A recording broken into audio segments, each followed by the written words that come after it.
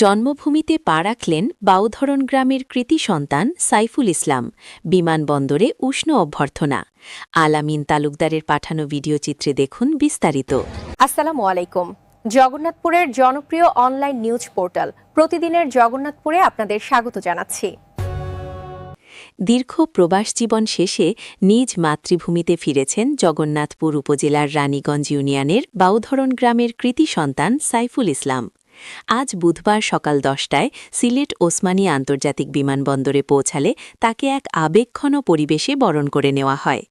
সাইফুল ইসলামের দীর্ঘ প্রতীক্ষিত এই ফেরা উপলক্ষে বিমানবন্দরে উপস্থিত ছিলেন তার শৈশবের বন্ধু ও বিশিষ্ট সাংবাদিক আলামিন তালুকদার।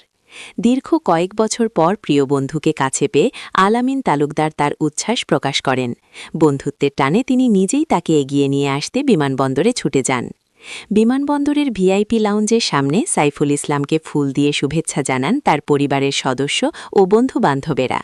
এ সময় এক আবেগঘন পরিবেশের সৃষ্টি হয়।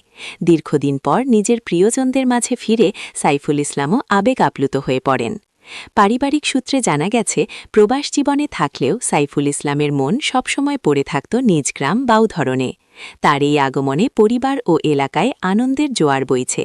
বন্ধু আলামিন তালুকদার জানান, সাইফুল ইসলামের মতো একজন সাদা মনের মানুষের আগমনে আমরা সবাই আনন্দিত।